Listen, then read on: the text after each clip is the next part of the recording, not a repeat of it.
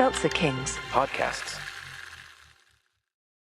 Your brain needs support, and new Ollie Brainy Chews are a delightful way to take care of your cognitive health. Made with scientifically backed ingredients like Thai ginger, L-theanine, and caffeine, Brainy Chews support healthy brain function and help you find your focus, stay chill, or get energized. Be kind to your mind and get these nootropic chews at ollie.com. That's OLLY.com. These statements have not been evaluated by the Food and Drug Administration. This product is not intended to diagnose, treat, cure, or prevent any disease. What does an 18-year veteran of the tech industry and a 20-year veteran of the military have in common? More than you might think. Welcome, everyone, to the Second Act podcast, leveling up your life's journey.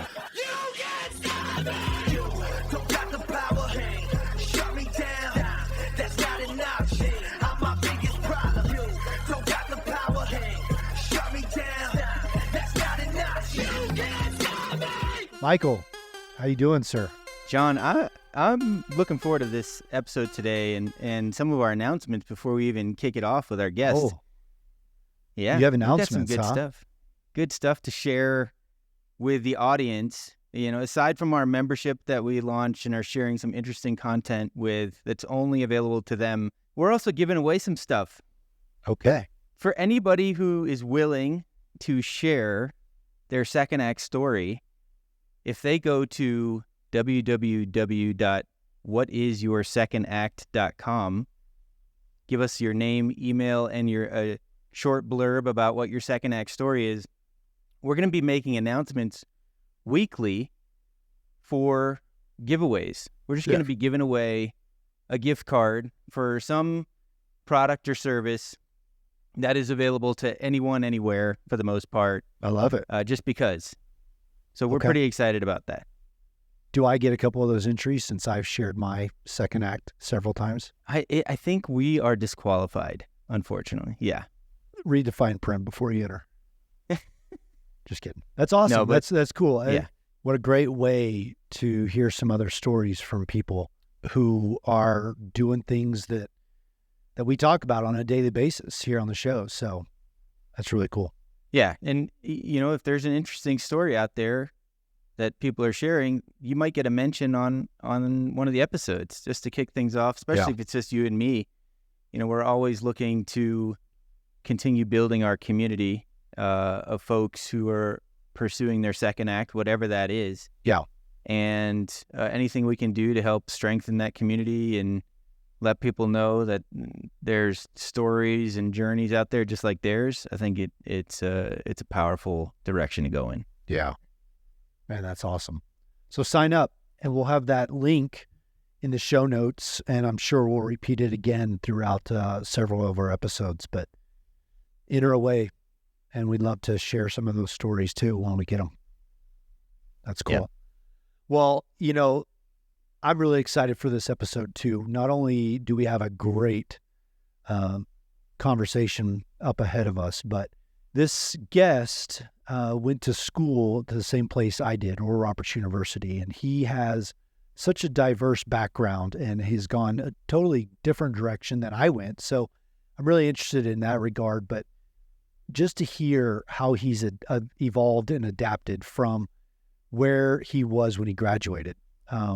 So I'll get at it, but in this week's episode, we are joined by Nick Rotola, founder and CEO of Up, a curated social platform for positive, uplifting content and creators to reverse the harms of social media on youth mental health. So Nick is a native to Wichita, Kansas. He spent his college years, like I said, at Oral Roberts University, his and mine alma mater, and landed in the professional sports world playing baseball for Oral Roberts University, then the Wichita Wingnuts, the Claiborne Railroaders, and Gateway Grizzlies.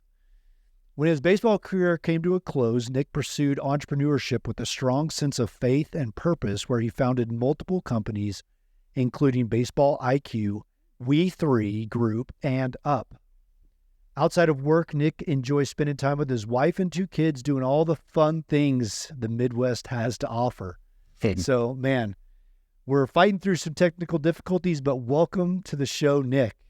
Welcome. Yeah, it's good to be here. One of the things you learn as a baseball player is to be comfortable being uncomfortable. So I think somebody's coming at me with a cyber attack, but I'm on here. I think we're good. My internet went down, but all good. Glad to be here. Thanks for the intro, John. Yeah. When I read Cleburne, and I can't pronounce it right, I haven't rehearsed this very well. Feels authentic. I mean, authentic sells, man. That's the new fake.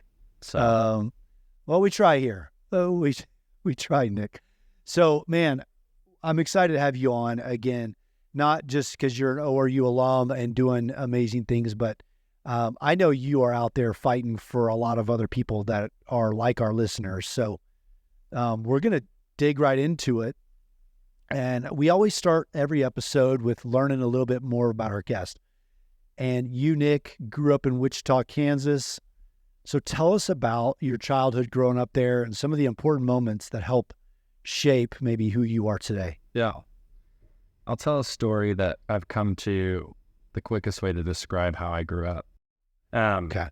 My dad's a pastor at Rhema Bible College.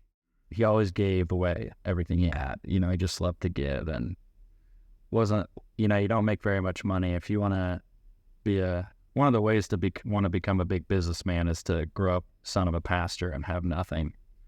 But we were going on a trip to Florida and he needed enough money to get there and back for gas. And so he brought us brothers together. I was like 6 or 7. My older brother's like 13 and 14. And so there was a big gap there. And he was like, hey, what can you chip in? Can you get what you got, what you've saved up and chip it in? Because we need to make this trip happen. And I just remember going to my room and praying, God, give me some money and put it under my bed so I can give it to my dad.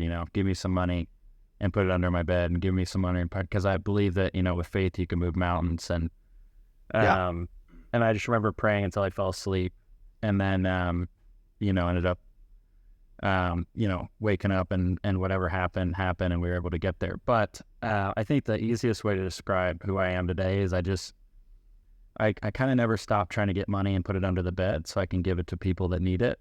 The kind of people that are called to ministry, I want to be a big, big funder of those kind of people. I wish I had their heart. I wish I had my dad's clean hands, pure heart.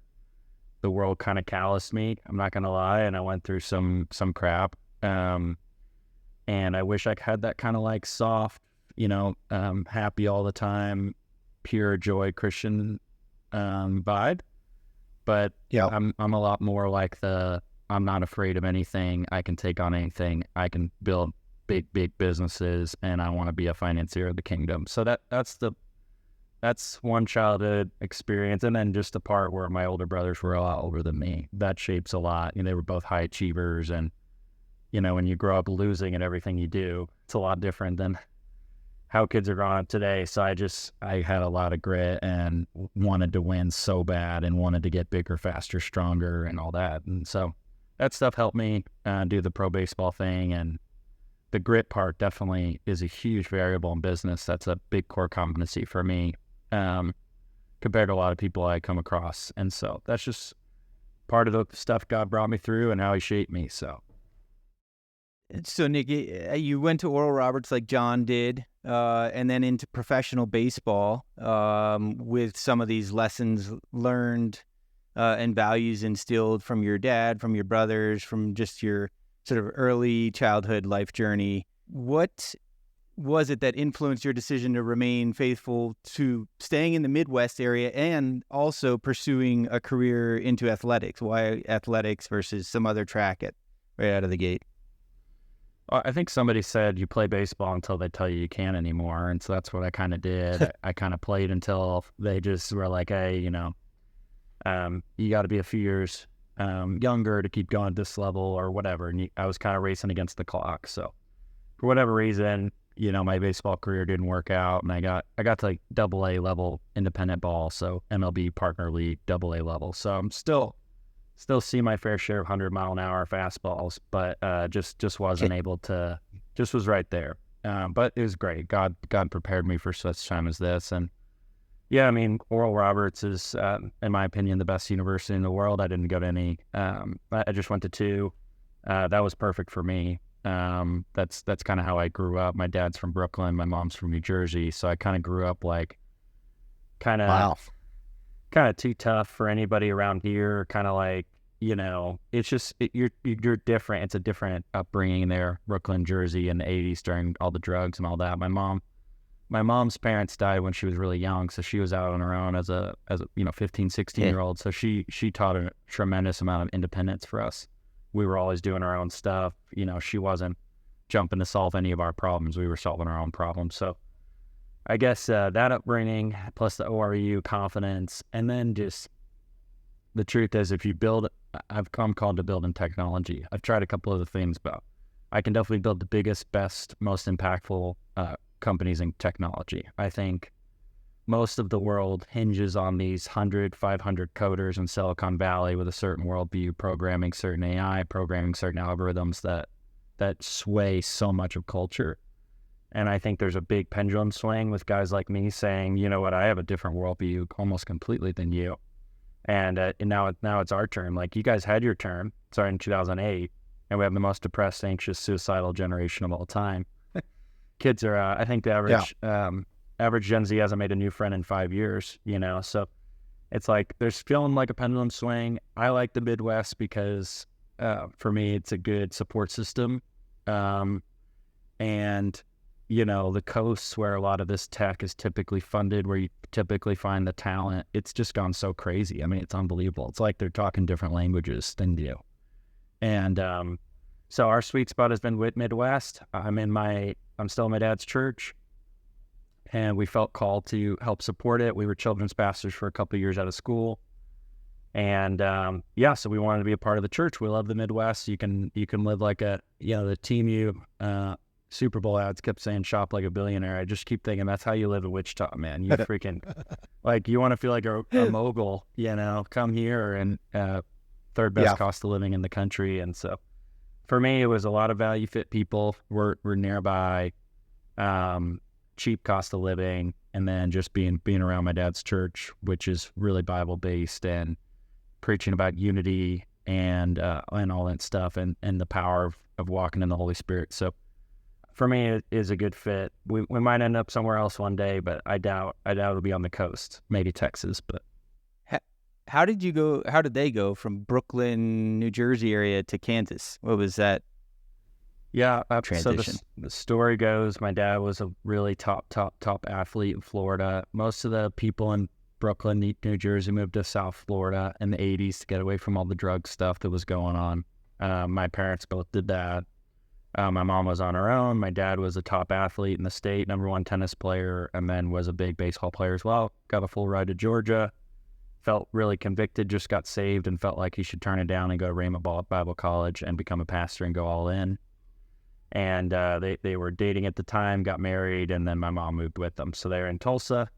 Then once in Tulsa, they went to California to be youth pastors, and they were praying over a map one day, and God showed them 2 cities. I think it was like Wichita and Joplin, Missouri, randomly, that, they felt like the Spirit was calling them those cities. They called Rhema and said, hey, we feel like we're called to either go to Wichita or Joplin. And they said, we just hung up with a church in Wichita. It's the first church in Wichita that's ever asked for a Rhema, pastor. Wow. And so we think you should go there. So that he kind of knew, and that's how we got to Wichita. And I think they had maybe 12 people the first day. One church. Now we have at least 100 churches, a lot in the 1040 window, a couple here locally. We've saved 8 million people, about 7.5 million people through crusade evangelism. So we've been big funders of crusades. And so my dad's made a really big impact. And again, I think my calling just is a kind of a natural evolution of my dad, setting a great example. I don't want to just empty my own pockets and put it in to fund missions and clean water and ending sex trafficking and all these good things. I want to build massive businesses that fund this stuff. And so that's kind of his calling and my calling come together and how we end up here. Nick, so much of your story is so compelling and resonant of my life. But my parents raised me in Tulsa, Oklahoma, and I grew up there, product of ORU, as we already said, But my wife went to Rhema, and that's where I met her. But for those that don't know, I'll speak a little bit about ORU, and it is a Christian college that sets itself apart. And the purpose of the college is to send out Christian believers into every man's world. That's part of the call. And so to see you go from graduating from ORU and doing the things that you're doing that are impacting Wall Street and Main Street, Wichita, is exactly what the founder of Oral Roberts wanted. And so it's amazing to see that. And, I was, as I said before we started recording, I was back there 2 weeks ago for our graduation. It's the largest graduating class that ORU has had to date. Still a small school, but we graduated 937 students. And every one of those students is going out into the world with two missions. One, to change the world for Jesus Christ, and then two, to make an impact in their community. And so it's pretty cool to see that you're doing that and living out the founder's mission. So congrats on that. Yeah, thank you.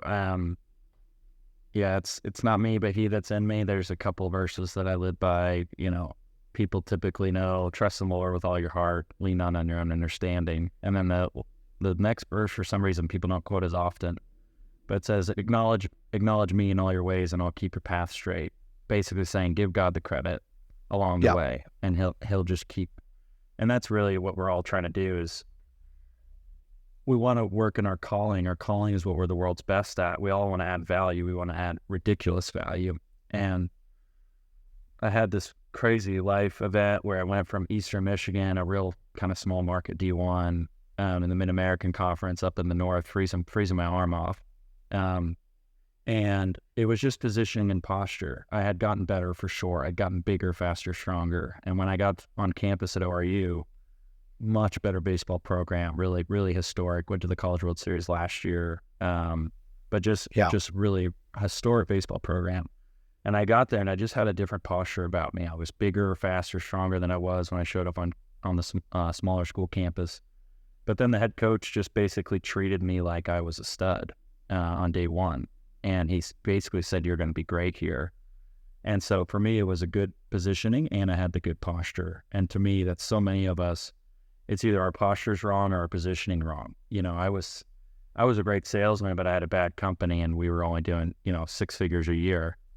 And I started figuring out how to sell different products that people wanted more. And I found myself doing 6-figure deals by themselves. There was one point, 2022, where I was selling $500,000 worth of product a month by myself as only salesman at our company. So I think like positioning and posture is so important. And,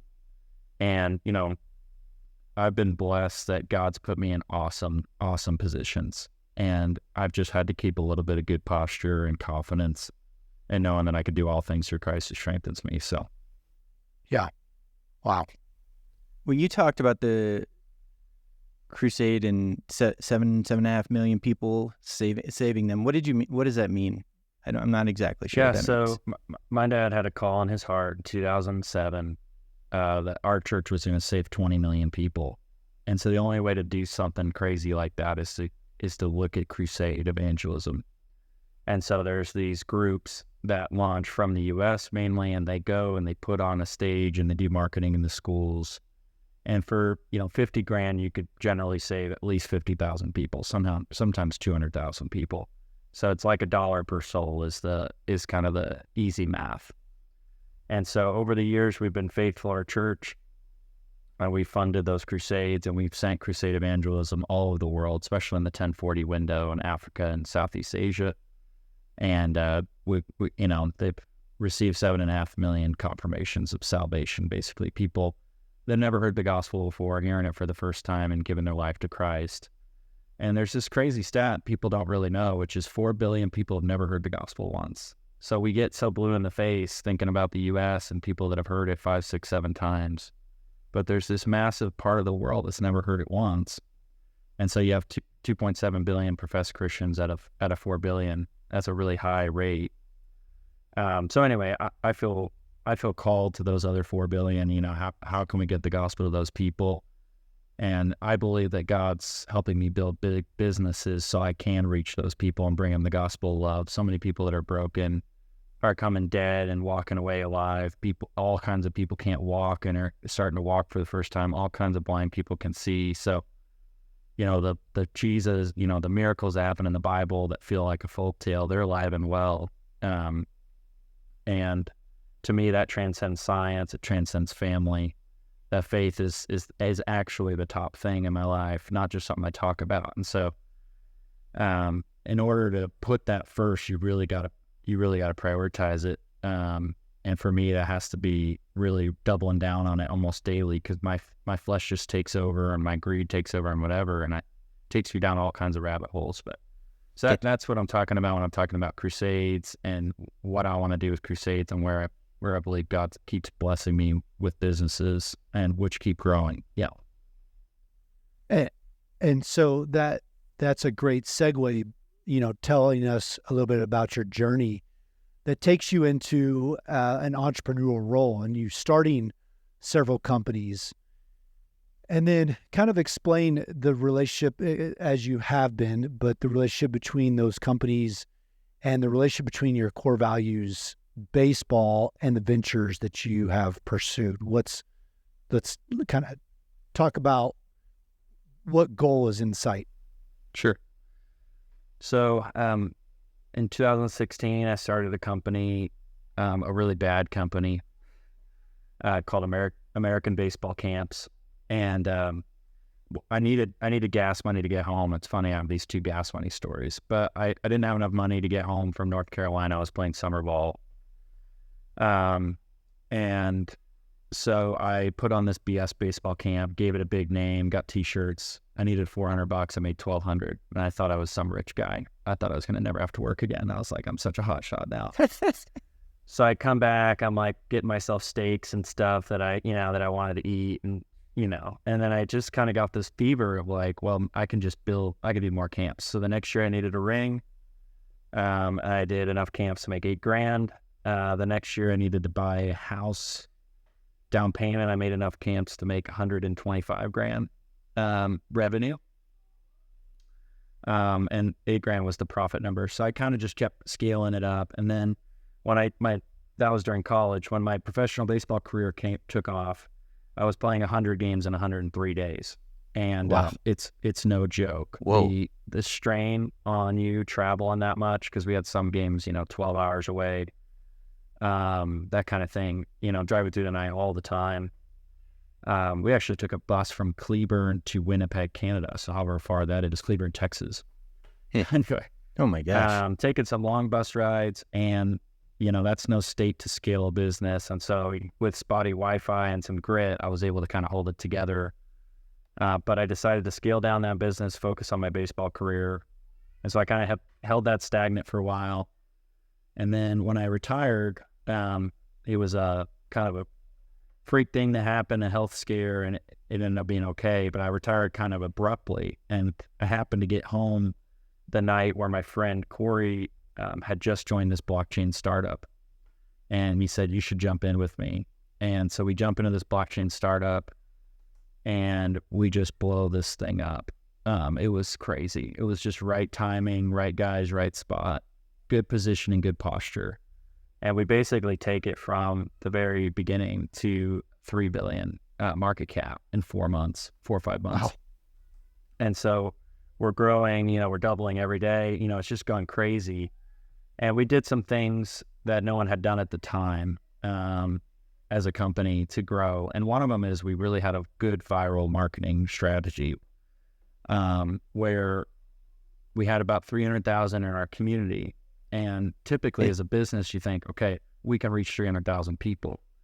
But what companies don't realize is if they can mobilize their customers, if there's a reason for the customers to promote it, and let's say each customer has 2,000 followers, now you've got 60 million, maybe 600 million's the math there. I'm having trouble doing that off the top of my head.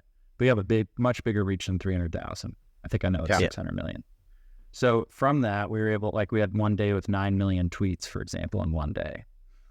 So, how many startups 4 months old are having 9 million tweets? Coca-Cola can't even dream of having 9 million tweets in a month, So it really, we kind of jumped in that crazy fast growing industry. I don't know why God put me there other than to say, I got a crash course on what does scaling a unicorn look like? What did the team look like? What was the work ethic? How did we mobilize people?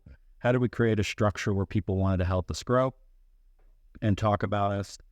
And the whole time I just kept thinking, man, I want to build this for the kingdom. How can I build this for the kingdom? How can I affect people in a good way with the things I've learned here? How can I take what the secular world is doing to spread a mission and mobilize a movement? And how can I do that for good? And God took me on a couple other journeys, and we ended up coming to the realization that we have this mental health crisis. That's sort of the big problem with our culture. And, we got these Gen Zs that they're the first generation to grow up with social media while going through puberty. And the interesting thing is, like, we get all of our, most of our brain cells and neurons by 5. The age 5 to 15 is just about figuring out which ones to use at what times. And the big attack of the enemy is to get people early and to show them bad things, take them down bad rabbit holes. And so we have this whole generation of people, excuse my language, that's watching hardcore porn before they have their first kiss. And that's, instead of living their own lives, they're watching other people live their lives. And who's deciding what people they see? Who's deciding the kind of lives they see and decide to live themselves? It's these 50 or 500 white guys in Silicon Valley with the most godless worldview we've ever seen, where they're changing their mind about what they believe every few years. And so it's very interesting. We want to disrupt in that space. We think we have a really sweet model with Up. We are pre-launch. We're very early days, but we have insane traction. And some of the world's biggest creators are sick and tired of the status quo. We're getting talent from the biggest tech companies in the world at will. There are a lot of people that have been a part of this problem that are really sick of it and want to fix it. And so that's what we're doing with Up. That's what God kind of took me through. My story with Baseball IQ is that after building the big startup, being a part of that company, and I was just on the marketing side of the company, wasn't like in charge or anything. God, I just wanted to either make American baseball camps huge or scale it down, just because I needed to focus my time. And so we launched this app, Baseball IQ. We ended up acquiring a bat company, which is now trainingbats.com. So we sell wooden bats. I think we maybe sold 30 so far today, something like that online. So good day.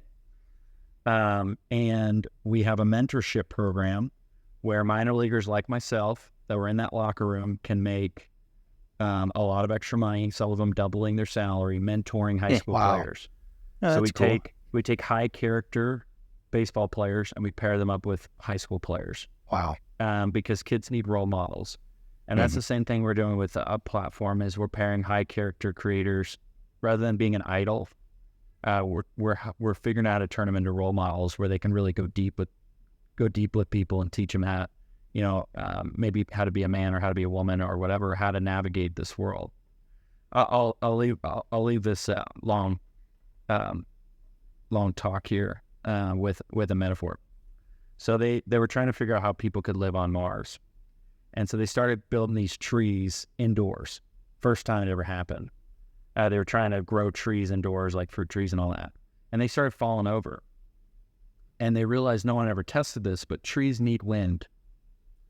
If trees didn't get blown around by the wind, their roots would never get strong enough. And so what's happening with youth culture, and the problem we're solving with Up, is we're protecting kids from any harm in the real world. Like, we're over-parenting. We don't want them to play by themselves. There's no wind. And then they get on social media at 11 or 10, and they just get blown over. They're not ready for it. They're not ready to be manipulated for 5 hours a day, which is how long they look at this stuff. So that's my burning desire, to fix that problem. Baseball IQ, thankfully, I am passive. I'm just a chairman, and I just get to work on it 1 or 2 hours a week. But all my time has been on the Up platform, what we're building there. And We3 is the parent company of Up. Wow. I think it's awesome, Nick, that you're focusing on as having a 7-year-old myself, and John's got some young kids, focusing on the mental health issues in today's youth is super important. And I don't know if you've seen the documentary, The Social Dilemma. Oh, yeah. There's some interesting books that are being written, one called The Anxious Generation. Yeah. There's another one called Bad Therapy. Yep. Yale Medicine has recently said for teens aged 12 to 15 who use social media 3+ hours a day, that the risk for them is twice as high in terms of having negative mental health outcomes as those who spend less time. And I encourage my son to be outside and enjoy life as a kid as much as possible. The days that John and I can probably remember, I don't know how old you are, but I certainly remember the days without computers and the internet and the 24/7 news cycle and social media basically amplifying and making the information available at any second of the day. And the algorithms are designed to feed you the things that they think you like based on your sort of interactivity with the technology. So I think you have a big mountain to climb, but I think it's a worthy mountain to climb because, you know, these adversaries, if you will, have strong network effects with their, billion plus users, hundreds of millions of users. But I think there is a recognition by everyone that this is a significant problem that other previous generations have not had to deal with. With supply chains becoming more complex, you need to stay on top of the latest logistics developments. So if you work with logistics, you need the Beyond the Box podcast from Maersk. It's the easy way to keep up to date with everything from digital disruption in logistics to the need for supply chain resilience in today's market. Find out more and keep ahead of the game with the Beyond the Box podcast on logistics insights at maersk.com/insights. This episode is brought to you by Shopify. Forget the frustration of picking commerce platforms when you switch your business to Shopify, the global commerce platform that supercharges your selling wherever you sell. With Shopify, you'll harness the same intuitive features, trusted apps, and powerful analytics used by the world's leading brands. Sign up today for your $1 per month trial period at shopify.com/tech, all lowercase. That's shopify.com/tech. It's kind of like, you're looking at the cigarette giants and you're saying, back in the 50s, 60s, and you're saying, how do we compete with these guys? Everybody's addicted to this stuff. We know it's terrible. Yeah, there used to be cigarettes and vending machines you could get anywhere, and kids were buying them all the time, and they ended up outlawing it, even though it was inconvenient for adults, but it was destroying the kids. And I got that from Anxious Generation, Michael, which is a great book, by the way, Jonathan Haidt, who's also in Social Dilemma. But basically, the government stepped in there, and I really think that'll happen. It's illegal to have an Instagram account younger than 13, even though 40% of U.S. kids under 13 have Instagram accounts.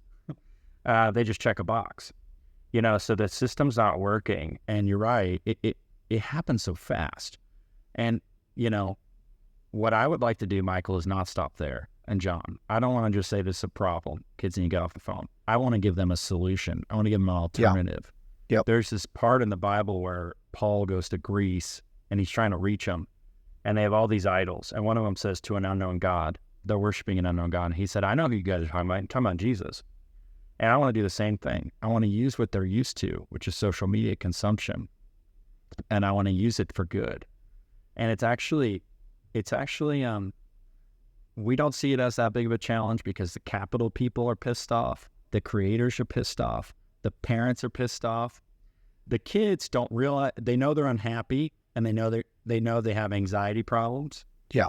And I believe that they'll be really receptive to a solution.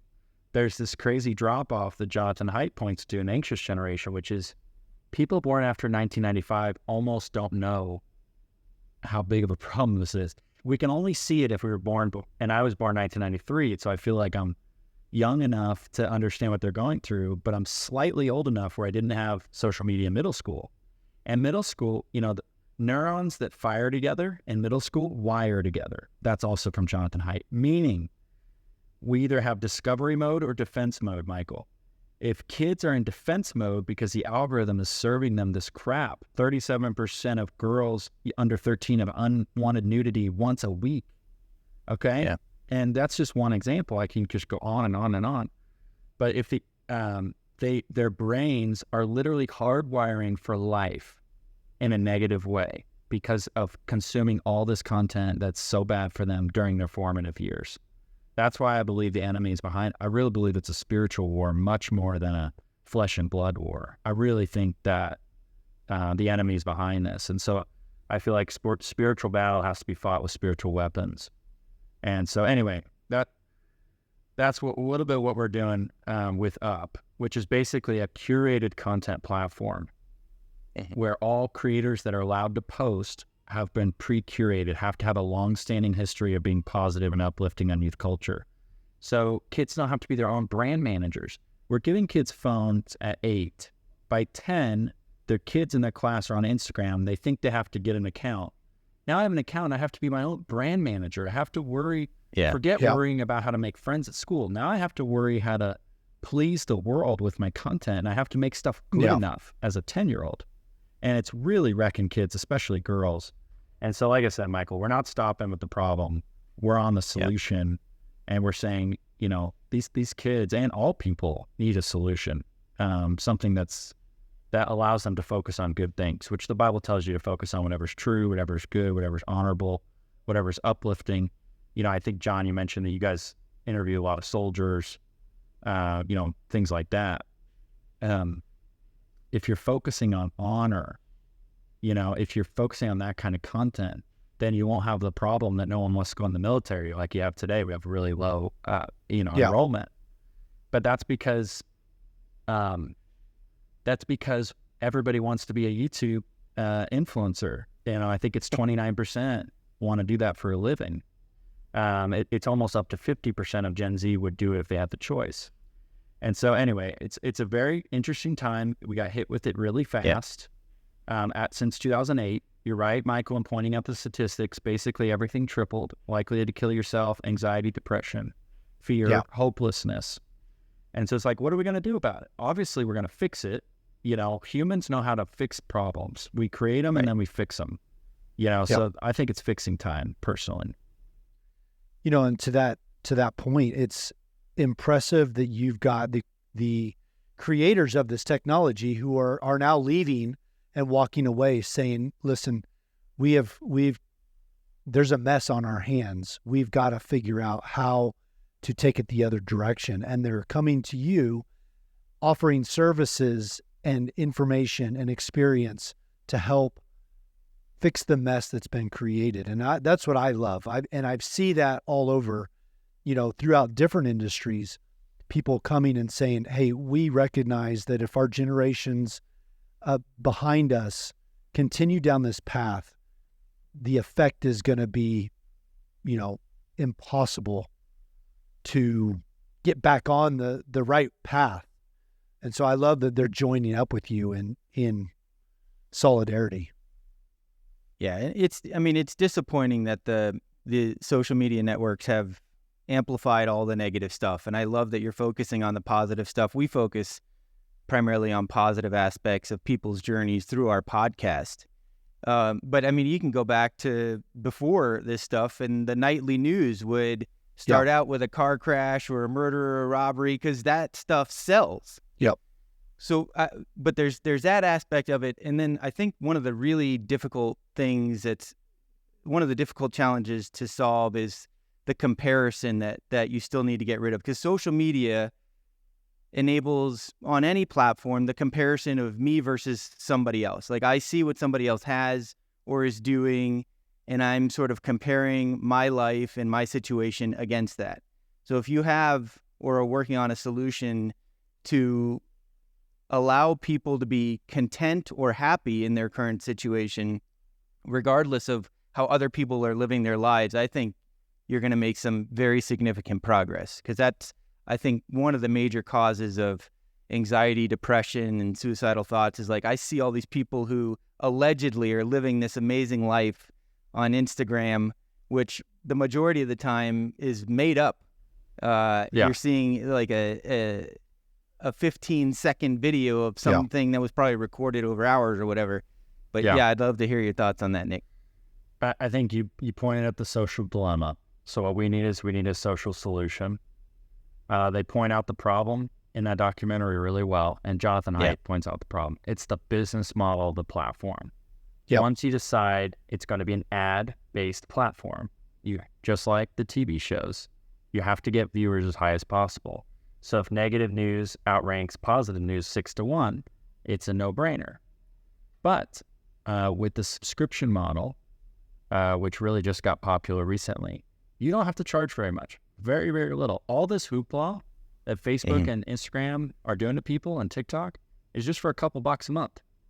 They're manipulating you in all these different directions for just to go from $1 to $2 on you, you know? So on a personal basis, I think there's a lot of parents out there who will pay $1 for the kid to not be manipulated and have their world be completely turned upside down. So that's why the kid's seeing the head sawed off across the world. No one was meant to see that video except for some CIA agents or whatever. I don't know much about that, but like that's the burden of a soldier, not of the 9-year-old in Wichita or in near the redwoods and it's like, so I mean I'm a great example. I downloaded TikTok for the first time. My 5th video, I screen recorded the whole sign up, was a 5-year-old girl calling 911 because both of her parents were dead in the other room and there was a pool of blood, and she was trying to explain to the 911 operator what was happening. And she was 5 and she didn't, know her address or whatever, and she was trying to help and it was like a 7-minute video. Why is anyone in the world seeing that video? It's because of disgusting business model and disgusting business people. Yeah. The defective people at Meta say that Zuckerberg and these guys have a switch that they could slide up and down. If they want to feed the world more negative and make a little bit more money for quarterly earnings, they slide their little gauge, and they use push notifications to suck you in, and then they just prioritize the feed. We're looking at it from the complete opposite thing and saying, okay, what if we built something that was good for mental health? Where would we start? Well, it starts with the brain. We have the benefit of brain scans. We can hook kids up to an EEG brain cap, and we know when the prefrontal cortex is getting effed up or not. And we just say, we want this to fire in a healthy way. What kind of content does that? Well, it's turning out it's good things. It's people watching people overcome challenges, or people giving, or, the good. And this stuff's all on Instagram. It's all on TikTok. Yeah. It's just pushed way down because these guys are sliding that scale, and there's really no reason to slide it down because they got shareholder pressure. They got thousands, hundreds of thousands of mouths to feed. And so they're kind of stuck. It's the solution of a small, innovative company. And I think we will put enough pressure that the legislators will start to get involved. Be Real just did it.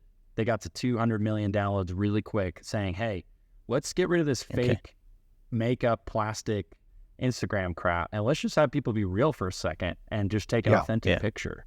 And they did a cool job, and I think they changed a lot of people's minds by just having the balls to stick up to these guys and come up with their own platform. By the way, 2 guys that weren't even tech entrepreneurs, didn't have access to capital, just regular guys that were like, the world's messed up, let's build something that solves this problem. And so for whatever reason, that fear creeps in, where I think a lot of people see this problem, they say, oh, well, these guys are too big. Well, I mean, you look at who the Fortune 500 were back in 1994, they're almost all different. So there's this wave every 30 years where new people come in and they solve new kinds of problems. I don't think Steve Jobs envisioned this when he created the iPhone. I think he would be on fire to fix the problem if he were alive today. And I don't think Zuckerberg thought this was going to happen either. I think it got way too big, way too fast. 5 hours a day is a long time. That's what these kids are. That's how long they're consuming this content. Yeah. I can assure you my son at 8 years old will not be getting a phone. He's not getting a phone at 8. So, Michael, hopefully Up can be a bridge where at least if he's begging for social media, you can start him off with Up. And then at 16, when they're able to drive, I think that's when you can say, okay, now you can navigate this world. But if you can't even drive a car, I don't think you should be navigating all this stuff. Yeah. I agree. It's hard for adults to even navigate it sometimes, let alone the youth of today. I think adults need a positive app too that can charge them and improve their mental health. I mean, adults are on 100%. anti-anxiety pills too. And the pills are not the solution. They're just Band-Aids. We need to solve the problem. You mentioned soldiers, John. I think PTSD victims need their own feed. I mean, why should they have 100%. this gun violence thrown at them randomly and, they can't even stop it or whatever it is that might trigger them? Yeah. I think there could be curated feeds for all kinds of different things that people are going through to help them. Yeah. Nick, I see one of those problems is that when a service member comes back from any event that causes stress, whether that be combat or just a deployment or, combination of both, they come back and the immediate thing is to prescribe them medication. And there's very little attention given to the wellness and whole being of them, of that person. And it's a Band-Aid that quickly masks the issue, but then the issue seems to seep out eventually. And I agree with you. Having a place where positivity can be bred and re-imaged and reintegrated, I think would be a world of difference from what we're currently offering our service members. I love it. Yeah. Thank you. And we need help. John, I think it's worth a discussion.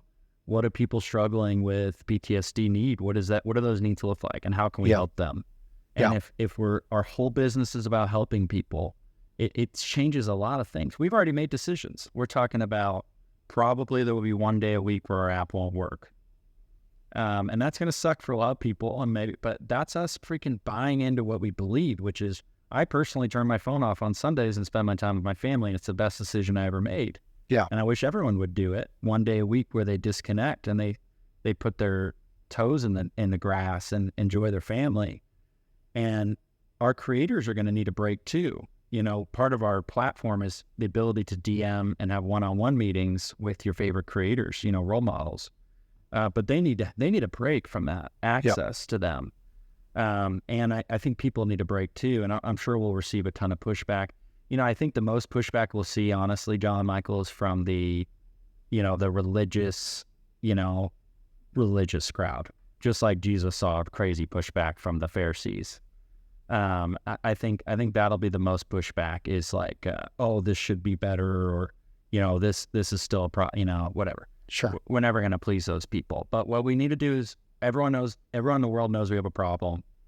We need to try to solve it. And it's going to take a team effort. And I'm telling you, the people are volunteering. And some of the best people in the world are saying, I'm in. We have a co-founder from an app with 1 billion users on our advisory board, and we're just a small startup.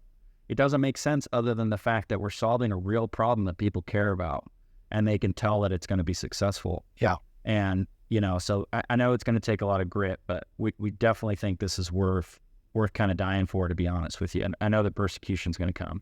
Yeah. I'm not scared of persecution at all. Love it. Once you've been heckled by 11,000 guys, I made 2 errors. I made 2 errors in 1 inning in right field once, and I got heckled by 11,000. I think you can take anything. It's literally like your body is shaking. You're like, you have so much like whatever that is. It's like, I kept losing him in the twilight. People don't realize that about baseball. In between like light and dark, there's this twilight time where you can really lose the ball in the sky. Anyway, I guess that's more of a therapy session than a podcast. Well, man, Nick, we so appreciate what you're doing. As Michael said, I've got an 11-year-old and an 8-year-old boy. They don't have social media. We plan on keeping that, until they're 16. That was just a family suggestion or decision, but we see it in their friends, and it's hard. It's hard to say no, and it's hard to remain true to what you believe and to keep that foundation. But we know that it's one of the things that we can do to protect our boys and to give them the lessons that they need throughout their life. So, I appreciate that. But we're going to wrap up because I know you're short on time. We're getting close to the end, but our shows end with practical advice or an insight for those contemplating or getting started on their second act in life. So you went from, baseball to a couple ventures, and now you've got this huge goal in mind with Up and this whole huge venture that you're pursuing.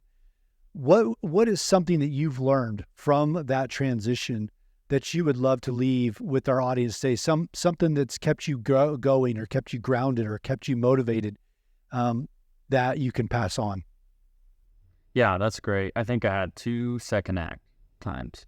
The first is when I went from a small D1 to a bigger D1, and I hit 60 points higher. It's pretty easy to back that up, baseball stuff with data, against harder competition. And it was positioning and posture there. And then when I transitioned from the baseball world to business, it was positioning and posture again. So I think it's like, 1, check your posture. Make sure you're confident in what you're doing and who you are, because a little bit of confidence goes such a long way in this world, especially I think for men, because it's a very emasculated culture out there. And the second thing is positioning. So many people just go blue in the face doing what they've always done. Yeah, that's the worst thing you could say. This is how I've always done it. And so just consider repositioning yourself, like you guys did when you decided to do this podcast, and probably think about how many people you've impacted and you will impact. So it can feel a little scary. If it feels 90% right, go for it. It's never going to be 100% right. That's not how life works. So that's my success has come from positioning and posture, understand that. And then if it feels 90% right, go for it. And swing big. The whole world is impacted by 1% of people that can swing big. Don't be a 99%er. It's so easy to get on cruise control, but dig deep and think big. Love it. Well, Nick, that's good advice to leave our audience with for sure. And thank you for sharing your journey with our audience and with John and me today, as well as covering a really important topic with all of us having kids and many of our audience members having kids, and the mental health challenges that we're all trying to avoid or manage through. For our audience who want to learn more or get in touch with the things that you're doing, what's the best way for them to do that? Yeah, we just came up with the name Up. We grabbed a domain. We haven't launched a site yet. We've been building the product.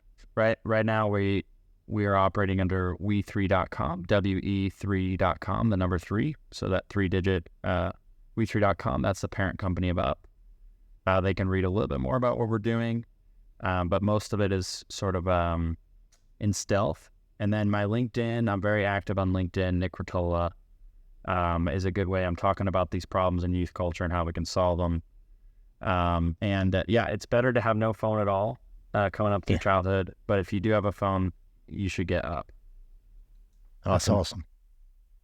Man, Nick, it's such a pleasure having you on, and I appreciate the time you committed to being on the show and just everything that you're doing for men like myself, for fathers like myself, and families like ours. It's such an important topic and such an important conversation these days, and so I can't thank you enough for what you're taking on, and really appreciate the time today. Appreciate you guys saying that. Thanks for having me. Thanks for doing this too. Absolutely. Yeah. Thanks so much, Nick. All right, Michael. All right. That's a wrap, man. The Second Act with Michael and John stars Michael Newborn and John Ballenger. The podcast is produced by Seltzer Kings. For more information on the show, check out michaelandjohn.com, or if you'd like to get involved in the conversation, give the guys a shout on their socials at The Second Act with Michael and John on most platforms. Thanks for listening.